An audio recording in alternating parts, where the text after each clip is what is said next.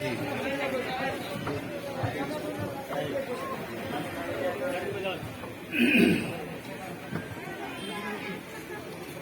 আমরা এখানে সবাই সমবেত হয়েছি একটা উদ্দেশ্যকে সামনে রেখে, সেটা হলো জাতির জনক বঙ্গবন্ধুর বিদেহী আত্মার মাত্রা কামনা উপলক্ষে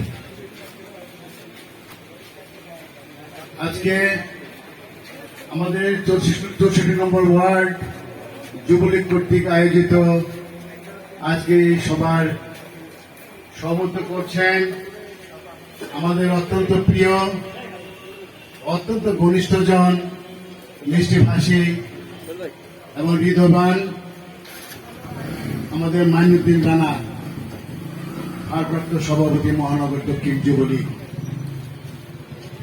আজকে আমাদের মাঝে উপস্থিত আছেন আমাদের এই বড় ভাই, অত্যন্ত বিচক্ষণ একজন দক্ষ নেতা। সবাই আমরা তাকে চিনি ও জানি। আজকে আমাদের মাঝে অধ্যাপক নবী নেওয়াজ, সাবেক সংসদ সদস্য এবং আমি যুবলীগের প্রেসিডেন্ট মেম্বার। আমাদের মাঝে উপস্থিত আছেন আমাদের আরেক নেতা, আমার বড় ভাই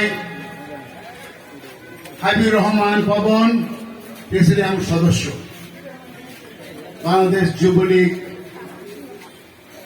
আরেক নেতা আমাদের মাঝে মোহাম্মদ জসিম ভাই, প্রেসিডেন্ট সদস্য বাংলাদেশ যুবলীগ।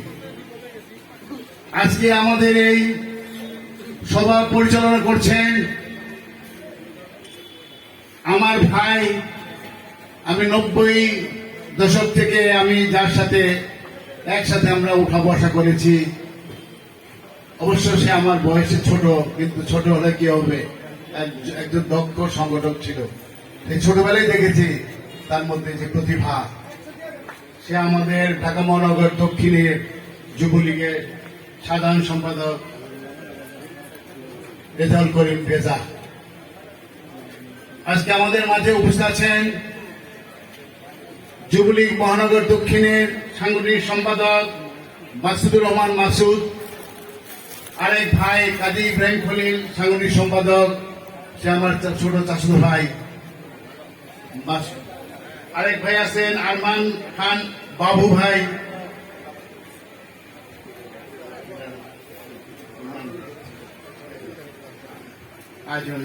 এখান থেকে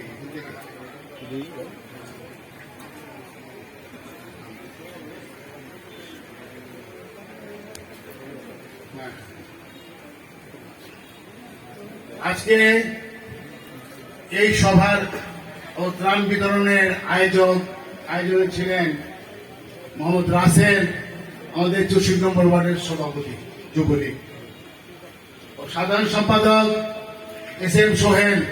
দুইজনেই সাধারণ সম্পাদক আমাদের 64 নম্বর ওয়ার্ডের, দুইজনের যৌথে আজকে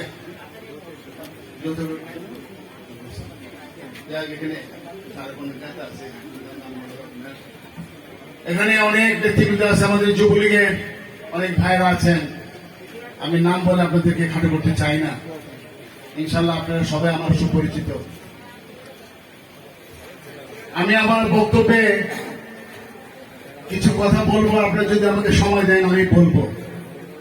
আমাদের যে নেতারা বক্তব্য রেখেছেন, সেই নেতারা বক্তব্য রেখেছেন 1971-এর পর যেই ঘটনা বলি, আমি বলবো পাকিস্তান আমলের ঘটনা। স্বাধীনের পর যে ঘটনা, সেই আমার নেতারা সব বলেছেন, এটার বলার আমার, আপনারা সব দেখেছেন শুনেছেন। ভাইরা আমার, অনেকেই বলেন যাদের মধ্যে পাকিস্তানি প্রেতাত্মা এখনো আছে, পাকিস্তান বানাতে চান। এরা বলেন আমার বয়সে যারা 75 বছর চলতেছে, আমার এখানে 2-4 থাকতে পারে আমার বয়সে, 75 বছর চলতেছে আমার। কাজী ফিরোজ রশিদ আমার 1 বছরের সিনিয়র ছিল, আমি জনতার ছাত্র ছিলাম 1968-এ। উনি 69-এ গ্রাজুয়েশন, 68-এ গ্রাজুয়েশন করছে, আমি 69-এ করেছি।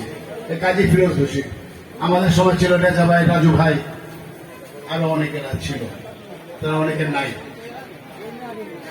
আমার আমি বলবো যে ভাইয়ের এই কথা বলেন পাকিস্তান আমলই ভালো ছিল, সেই ভাইদের উদ্দেশ্যে বলছি সজাগ হয়ে ঘুমান। সজাগ ব্যক্তিদের উঠানো যায় না, আর যে প্রকৃত ঘুমায় তাকে এক ডাক দেবে উঠে যায়। 1947 সনের 14ই আগস্ট ভারত থেকে আমরা স্বাধীনতা লাভ করি, তখন ইংরেজ শাসন করত ভারতবর্ষ। পূর্ব পাকিস্তান ও পশ্চিম পাকিস্তান দুইটা নিয়েছিল পাকিস্তান, দুইটা প্রদেশ ছিল, দুইটা প্রভিন্স ছিল। আমি কেন এই কথাগুলি বলছি, এখানে আমার অনেক মা বোনেরা আছেন, তারা পিছনের ইতিহাস জানেন না। কেন আমাদের বাংলাদেশের ডাক দিল আমার জাতির জনক বঙ্গবন্ধু শেখ মুজিবুর রহমান?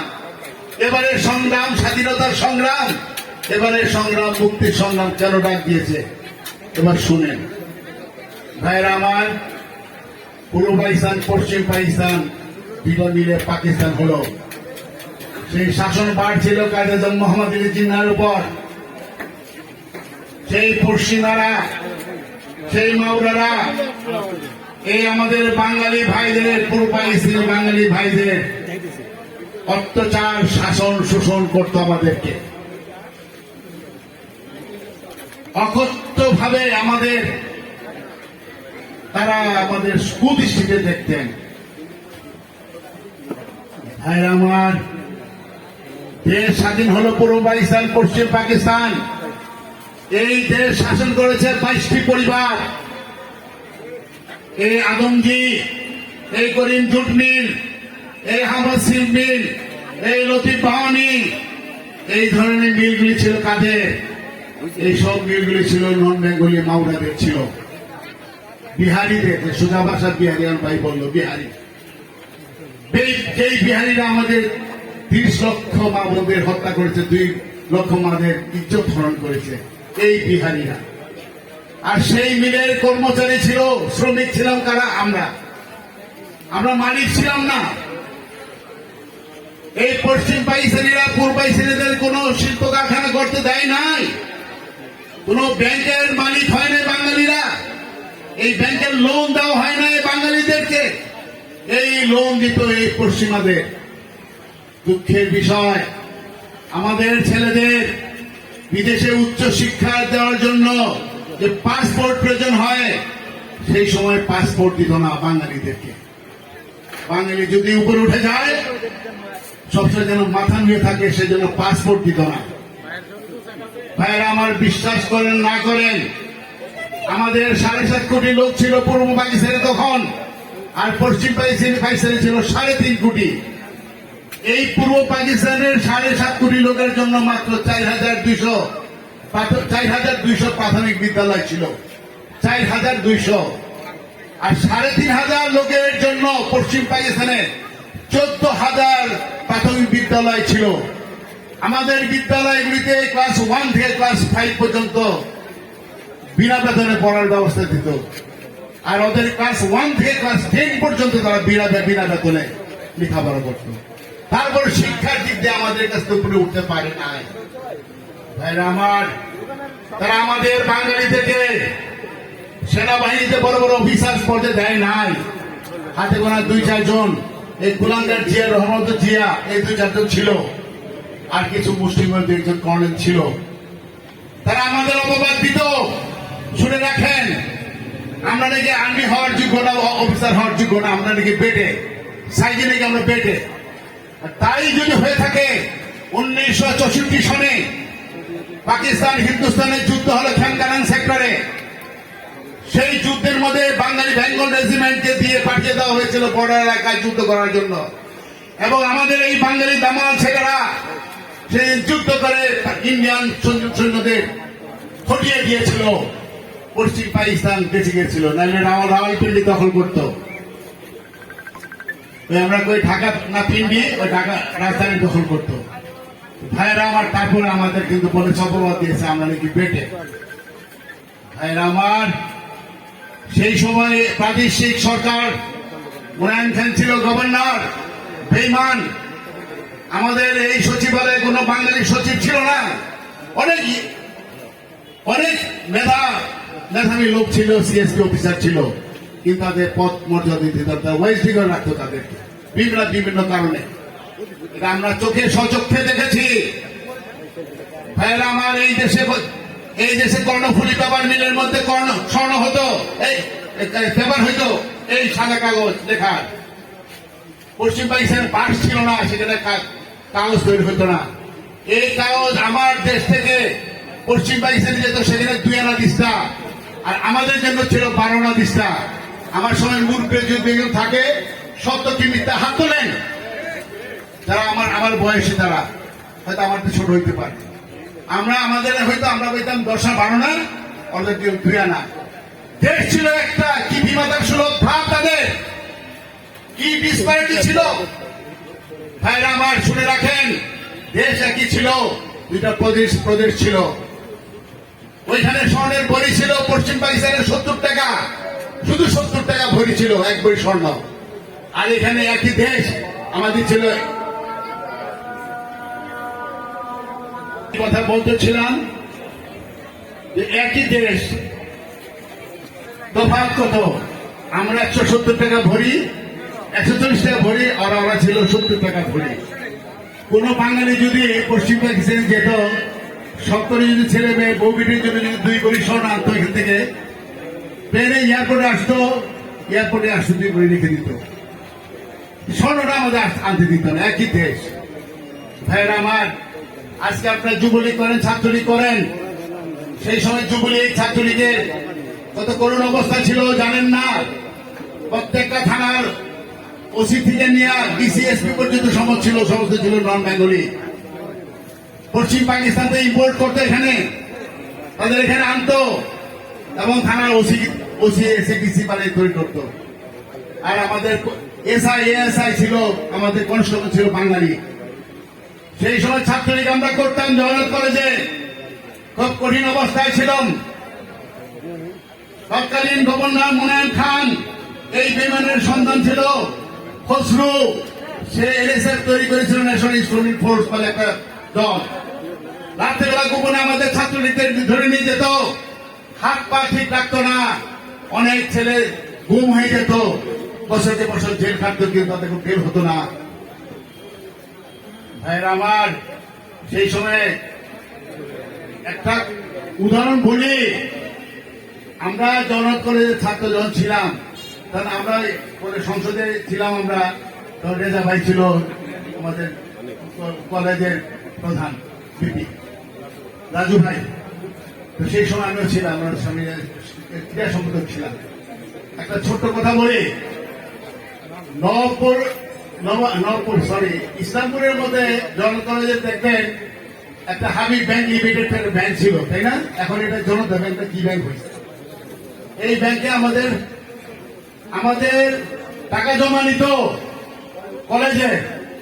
এই কলেজের পরীক্ষার ফিস জমা দিতে আমরা যারা সংসদে ছিলাম, একটু দেরি হয়ে গেছিল 1 ঘন্টা খানি, ওই জিনিস ট্রান্সলেট ছিল। আমরা সেই ব্যাংকে আমরা কয়েক বন্ধু যাই পরীক্ষার ফিস জমা দেওয়ার জন্য। তখন কেটেছিল পাঠান, কারওয়ান লম্বা পাঠান, সে আমাদের ঢুকতে দেয় না, বলতে ব্যাংক বন্ধ হয়ে গিয়া, যাও। তো আমরা চিল্লাচিল্লা করতেছি, আজকে শেষ পরীক্ষার ফি জমা দেওয়ার শেষ দিন। তো এমন সব ভিতর থেকে ম্যানেজার বেরোছে, দেখছে আমাদেরকে ক্লাসের ভিতর দিয়ে। তো সে আইসা বলতেছে ব্যাংকের ভিতরে,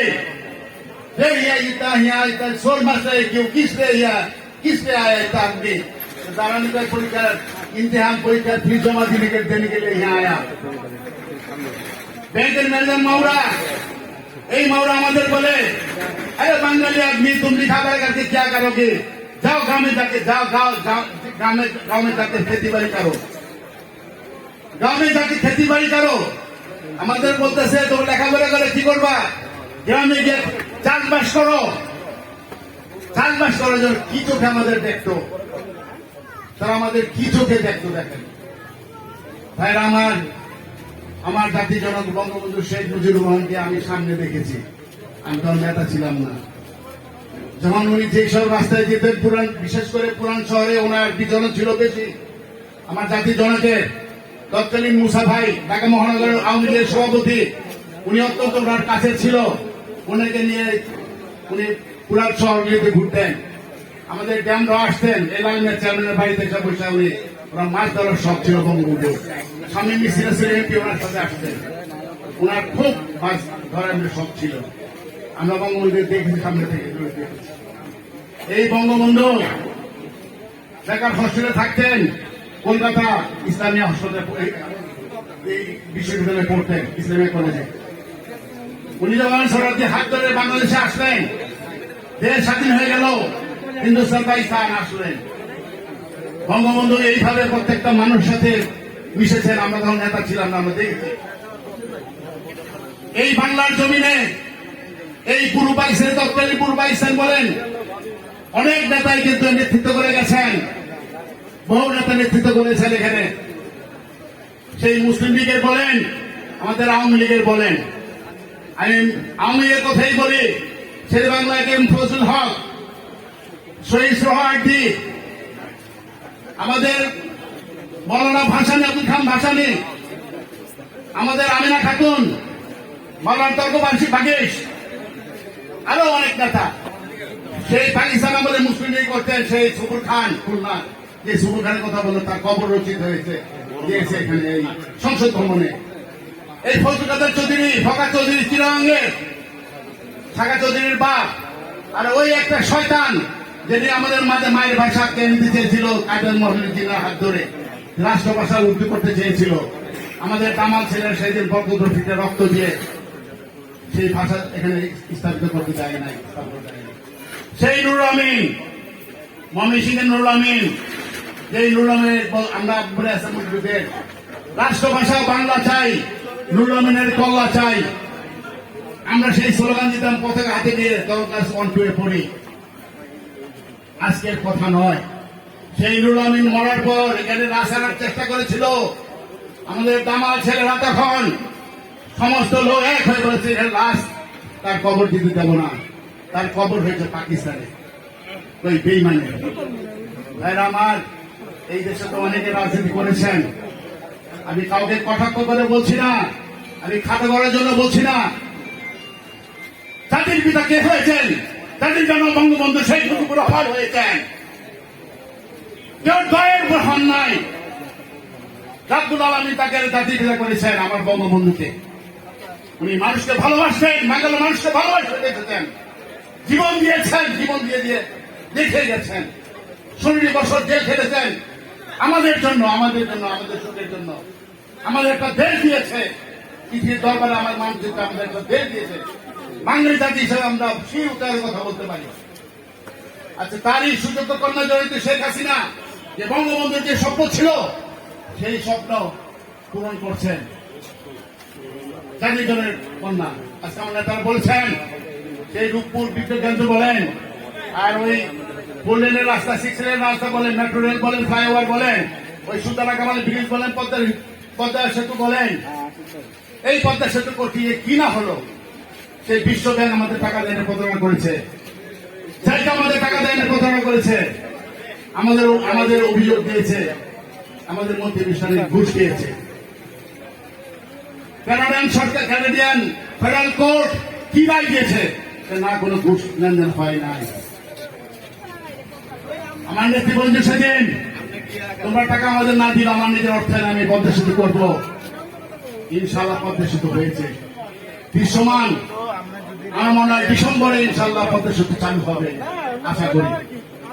ভাইরা আমার দেশে কিছু কুলাঙ্গার আছে, পাকিস্তানি প্রেতাত্মা আছে আমাদের মধ্যে। তারা সেই দিন অট্টহাসি দিয়ে, বুদ্ধি হাসি দিয়ে বলেছে, কে পদ্মা সেতু করবে? খানকুটি কিছু থাকবে না, প্লেয়ারগুলো কিছু থাকবে না, মিথ্যা। সেই ভাইও বলছি, আপনারা তিরস্কার করে বলছেন আমাদের থেকে, ভাই দক্ষিণবঙ্গতে যাবেন, মেহরবানি করে ওই ভাইও বলছি যে ভাইরা তিরস্কার করেছেন, করজোরে বলছি, পদ্মা সেতু চালু হলে পদ্মা সেতুর উপর দিয়ে যেন না, পানি দিয়ে সাতটায় এইবার যাবেন, আবার সাতটায় আইবেন। যদি লজ্জা থাকে আপনাদের, উঠবেন না পদ্মা সেতুতে। অনেক চেষ্টা করেছেন আমার নেতৃত্বে। আজকে যে কাজগুলো আমার নেতৃত্ব করছেন, একটা পর একটা, একটা পর একটা, তার মধ্যে সততা, স্বচ্ছতা, একাগ্রতা, উদারতা, মানবতা, এই গুণগুলি উনি লালন পাঠান করেন বুকের মধ্যে। যার মধ্যে এই গুণগুলি আছে, সেই শুধু পারে যা বলে ও তাই করে, এবং সেটা আল্লাহর তরফ থেকে তার বরকত দিয়ে দেয়। আমরা আল্লাহকে বিশ্বাস করি। আমাদের আওয়ামী লীগের ছেলেরা, লোকেরা আমাদের আল্লাহকে বিশ্বাস করে। আমার যুবলীগ, আমাদের ছাত্রলীগ, আমার এরা আল্লাহর প্রতি বিশ্বাস আছে। আমার নেতৃত্বের প্রতি বিশ্বাস আছে। আজকে আমাদের এই যুবলীগ যে আয়োজন করেছে, ত্রাণ দিচ্ছে এখানে, চিন্তা করে দেখেন, তারা চিন্তা করেছে অনেক ক্ষুধার্ত মানুষ আছে, বলতে পারে না তার ঘরে চাল নেই, তারা আজকে চাল সংগ্রহ করে নিজেদের অর্থে আনে। আমি আমার যুবলীগের প্রতি কৃতজ্ঞ ছিল, কৃতজ্ঞ। তোমরা এইভাবে কাজ করছো, জনগণের সেবা করছো। আমি তোমাদের জন্য দোয়া করি। আমার এই যুবলীগ আমার গত নির্বাচনের সময় তারা অন্তর থেকে কাজ করেছে, আমি চোখে দেখেছি। এই আমাদের ভাই সেদিন একদিনও বাকি নাই, এই রানা ভাইরা একদিনও বাকি নাই, তারা এসে যুবলীগদের উজ্জীবিত করেছে। তোমরা যাও, প্রত্যেকটা ওয়ার্ডে বাড়ি বাড়ি যাও। আমি দেখেছি, সব খবর নিয়েছি। ভাইরা আমার বক্তব্য অনেক বলেছি। আমার জাতির পিতার জন্য, তার পরিবারের জন্য দোয়া করবেন, দোয়া হবে, এবং আমার নেত্রীর জন্য দোয়া করবেন যেন দীর্ঘায়ু হয়। যে বাড়ি কাজগুলি আছে, আমার নেত্রী দীর্ঘায়ু থাকে, ইনশাআল্লাহ বাড়ি কাজগুলো আমরা করে থাকবেন। আপনারা সবাই ভালো থাকেন, সবাই সুন্দর থাকেন। আপনাদের প্রতি আমার সালাম। আমি আমার বক্তব্য এখানে শেষ করছি। জয় বাংলা, জয় বঙ্গবন্ধু, জয় হোক যুবলীগ।